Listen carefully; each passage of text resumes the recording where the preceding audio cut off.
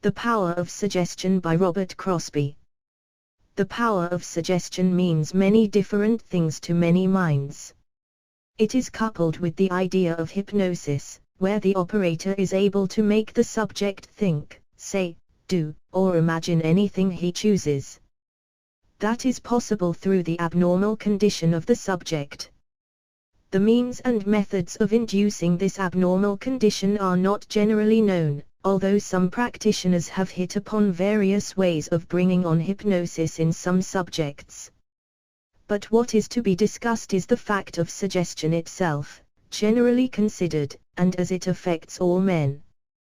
People are not aware that they act almost entirely under suggestion. From our birth we are surrounded by those who suggest certain ideas to us as true, and we follow these suggested ideas. There is very little original thought anywhere, and particularly is this true in those lines to which the public pays the most attention, that is, politics, religion, science. Whatever system of thought is presented to us, that we adopt. We follow the suggestion given, with no attempt to reach to the basis of that which is suggested. The foundation upon which the suggestion rests is taken for granted, even in the most important things in life. Our religion, for example, is stated to be a revelation. We accepted it in childhood, accepted it as a fact, without looking into it to see what it is and on what it is founded. Our powers of thought and action being based upon a false suggestion does not inhibit their exercise, but as a result all our possibilities of thought and action, all our mental creations, the whole superstructure of our existence, are false, because, thinking from false premises, our thinking will inevitably lead to false conclusions. This is just as truly the fact as in the case of the hypnotized subject. He is thrown into an abnormal condition, he has nothing before his mind, the operator presents a given idea and with it the suggestion of a certain mode of action.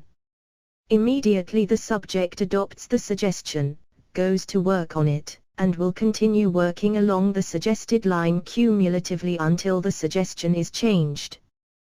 Those who are born into any particular sect ought to know this. With our first sense of understanding, ideas are presented to us, instilled into our minds as absolute facts. We proceed from that basis, and however long it is followed, no true understanding or conclusion can be reached. What do we know of the truth or falsity of these ideas when presented to us in childhood? Nothing whatever. What do our parents and teachers know of them? Nothing whatever. They have merely passed on to us the suggestions which they received in childhood and which have operated in them cumulatively ever since. We must learn not to accept statements, no matter by whom made, simply because they are made to us. We must get at the basis of whatever is presented, know what its principles are, whether those principles are self-evident. If they are not self-evident, how can they be basic? The idea is common to everybody in the Western world that there is a creator of this universe. What do we know about it? If it is true that a being created the universe and all the beings in it, then we are not responsible. In continuance of that idea other ideas follow it, that man is here but once, that this is his only birth, and that from here he knows not where he goes. We have followed the suggestion that a man lives but one life, that he is fundamentally irresponsible for his being here, and we have built up our thoughts and actions on that basis. Does it make us wiser, happier, while we live? Does it produce peace and happiness for others? Does it bring us to the end of life any wiser, any better off? For we know that when we come to the end of life we leave every earthly thing we have gained while here. But this earth is only one of many earths. What of the other planets, the other solar systems with which space is filled?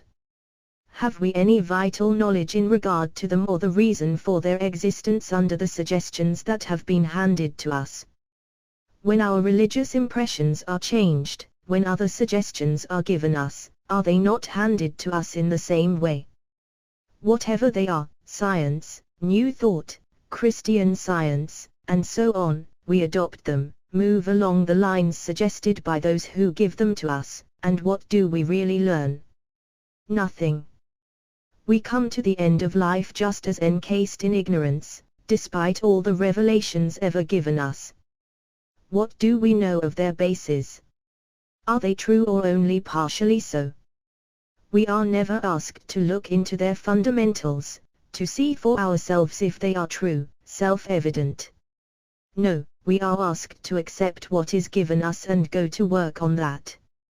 That is suggestion. Our municipal life, our national life, our political life, are all under suggestion, and few are they who try to go to the root of things and understand what the nature of being is, so that they can know for themselves and thus act with power and knowledge. As we look the field over, we find that we are all prey to the power of suggestion in every direction. What is the criterion which we should apply to every suggestion presented to us? Just this: if we have the truth, it will explain what was before a mystery. And as we are surrounded by mysteries, the truth must explain them all. This power of suggestion must still be used, whatever line may be pointed out to us. If truth exists and is possible to us, the truth in religion, science and philosophy, it must first come to us by suggestion from those who know. If it were not possible for this to be done, were not possible for us to avail ourselves of it, then there would be no use talking of these things. But when the true is suggested to us, there is always a means presented by which we may see and verify it. That means is not in anyone's authority or endorsement, but in the fact that we can perceive it and test it for ourselves. The final authority is the man himself. An outside God is an idol. We have to reach into the very recesses of our own being and understand that it is ourself that chooses and determines for itself what it shall accept and what reject. The very power of divinity, the power of choice, is in each one of us. When we begin to understand that, we get the first clue to our own immortality. So we may see that that which lives and thinks in man is the eternal pilgrim. If you prefer to use the term God, you may say, so many men on earth, so many gods in heaven. There are many beings below man. Perhaps some will admit that there may be, that there are, beings greater than man. None of these beings can be omnipresent, none of them can be the supreme. What is that which is omnipresent and supreme in each and every being, in man, in the beings below man, in the beings above man? Is it not this power to perceive, to think, to choose, to act upon the thinking and the choosing, upon the intelligence which the being has? That power transcends all beings, all conceptions. It is that power which lies at the root of all evolution, and is the very essence of every being. No one is separate from that. No one is without that. All are rays from and one with that. There is no possibility of any existence apart from that. Man stands in the midst of a vast and silent evolution, the evolution of intelligence, of soul. All the beings below man must be coming up the ladder of being to our stage, and whatever beings may exist beyond man, they must have passed through our stage and gone still farther up the ladder. They are our elder brothers and have passed through civilizations before ours, many, many ages before ours, and have reached a point of development far higher than ours. It is they who have carried forward all the knowledge gained in that vast evolution which has preceded ours. These elder brothers of the human family are not spirits in the ordinary sense of the word, nor are they hazy beings, or they are men, Mahatmas, great souls, who are perfected beings physically, mentally, morally, psychically, spiritually, who stand now where we shall one day stand, when we have perfected ourselves in the same way that they have done, through self-induced and self-devised exertions.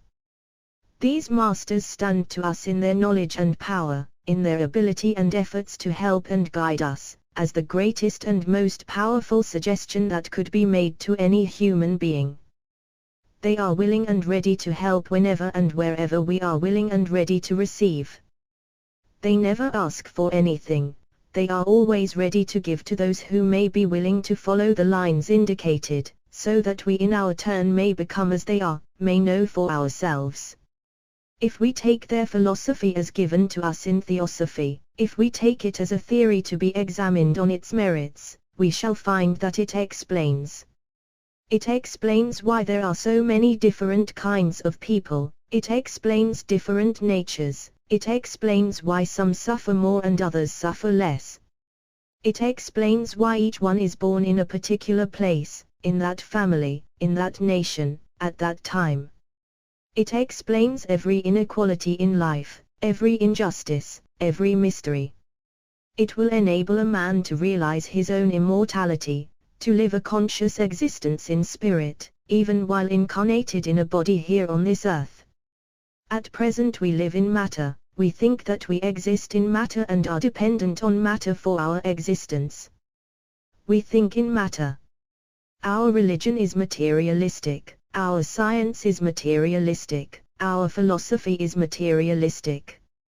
All this is due to the misuse of the power of suggestion and to our acceptance of ideas without investigation, without comparison, upon authority. We believe, we do not know. There is no divinity, save it has evolved as such from the one Spirit. Every divine being is an evolution. Wherever divinity is spoken of, it means an evolution of a being. All intelligence is based in the power to perceive, and that exists in every grade of being. Intelligence is the extension of the power to know. This idea sets aside a great many suggestions that we have perhaps depended upon. It would be well for us if we did not depend upon anything save our own inherent power to learn, to extricate ourselves from our difficulties. All our powers are born with us, all our past experiences are with us, but they are crowded out by the suggestions given to us when we were children, and by the false ideas which we still entertain. Nothing but the truth can ever set us free, and that truth each one can find and follow, and thus come to know for himself.